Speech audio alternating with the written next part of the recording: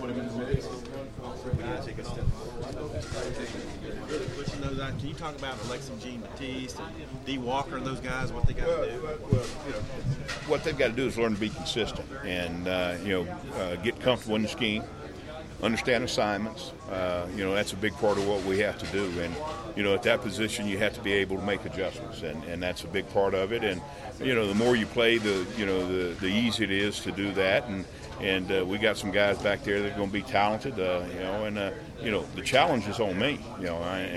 And I'm coaching that position. I got to get them ready. I got to get them ready to play. And I've talked to Coach Morris about that. We got some guys that have some talent. I got to find out what they can do and put them in those positions, and they're going to have to help this football team at some point in time. Especially at linebacker there, how important is the versatility among those guys, able to kind of switch around spots? Well, it's very, some guys can do that a lot easier than others. And as a coach, it's important that I don't ask a young man to do things that he can't do. And what I mean by that is, if a guy's not good at making calls on the field, but if somebody else can make that call but he can go play and do the things that he needs to do, then we're going to let him do that. Ideally, we'd like to have the guy that can make the calls, that can do everything, but you have to work around that from time to time. And we're not going to try to drive square pegs in round holes. We're going to find out what our players can do, and we're going to lean towards that within our scheme. What are your thoughts on Cap's coming back at tackle from his injury, and what you're going to see up front there? Well, I'm excited about having an opportunity to see him. I've seen very little of him. I know he's talented. I know he's explosive, and we got to see where that translates on the football field, and that's what it's all about. You can have great numbers, and sometimes it doesn't translate to being a great football player. But I don't think that's his case. I think he's got the right temperament. We certainly expect him to be a very good player for us, and just his demeanor, those things tell me that there's a great chance that he will be. And how do you feel about your depth at tackle? We're building it. I think we've got 3 or 4 guys, or maybe 4 or 5 guys, that can go in and play. But in this league, as you prepare for a season, you better have 6 or 7 guys. Now, that doesn't mean 6 or 7 guys are going to play in every game, but somewhere down the road, somebody's going to get nicked up. You're going to miss them for a week. Somebody's going to have to come in there, and that doesn't mean if you lose a starter that guy's going to come in and play the entire game. The next guy's going to play, but then he's got to have somebody to back him up, and then he's got to have somebody to back him up. So that's what depth is all about.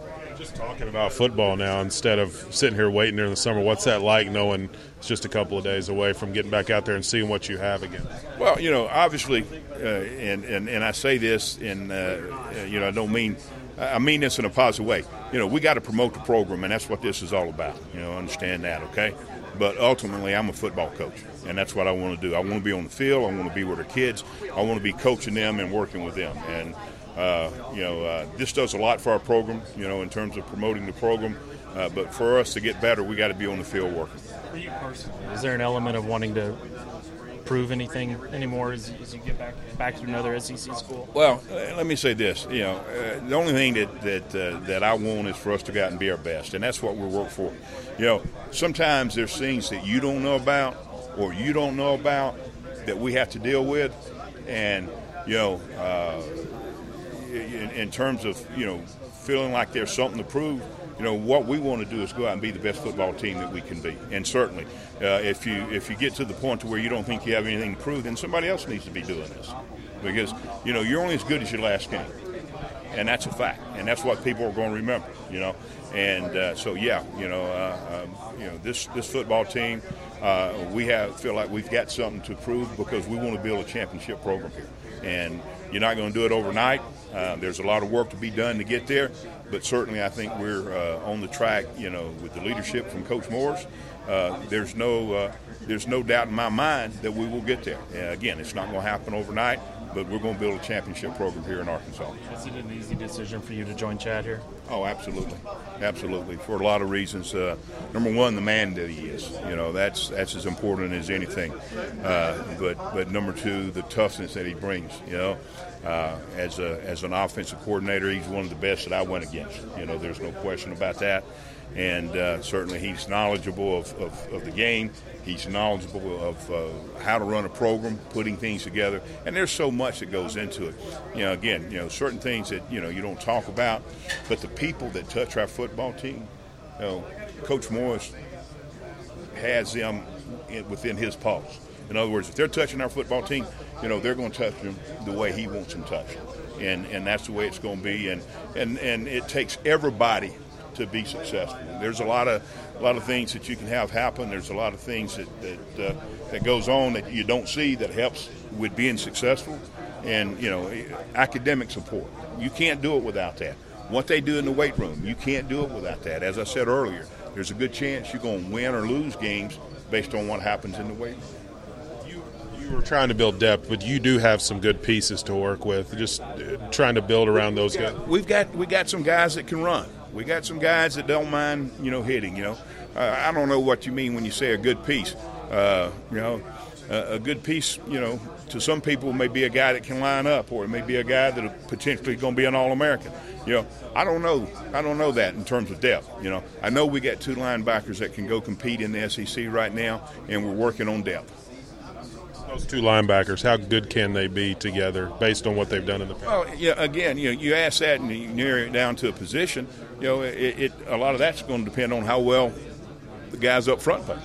Again, things that you don't see. And I think our guys up front, they're going to be well coached, and we got some talent there. So it's going to be interesting. And it's about a team. And certainly, we challenge each coach to challenge his group to be the best group on the field. And if I'm coaching the linebackers, number one, I am coaching linebackers, but when I coach the linebackers, I want them to be the best group on the field. Even though I'm the defense coordinator, I'm in charge of the whole deal, but I want that group that I sit in the room with to be the best on the field. And our defensive line coaches have to do the same thing, and our guys in the back end have to do the same thing. And I think if you kind of have that mentality and that sense of urgency, then we got a chance to get better. McClure and Munson after Springs? Well, I think they did a good job. Again, these are questions that we've already answered at one point in time. I think they did a good job. They're going to be good for our football team, and I think they're ready to play. But we got to keep improving every day. We're not there yet. We got work to do, but feel very good. And I think McClure's a guy that has a big upside because he's older and he's mature. He's more mature. He's not for lack of a better word, he's not an 18-year-old kid. He's a 23-year-old man, and that makes a difference. Losing Kevin Richardson right now, I don't know where you had him slotted at that nickel spot, but just losing a guy that was going to be playing his 6th year, how big a loss is that, at least early to start? Well, and again, obviously my heart goes out for the kid, something that he wanted, and we wanted him out there. There's no question about it. But, we can't worry about how big a loss it's going to be. We got to get the next guy ready. And there's a good chance, hopefully, midseason he may be back with us, and we're going to work towards that. But what we're going to do is focus on getting the next guy ready, because that's what depth's all about. And, if you sit around and wonder what you're going to do when you lose somebody, you're going to be behind again. And we just got to get the next guy ready, and we'll make some adjustments, and we'll do that. We've done that before, and that's what we'll have to do. D-line trimming down.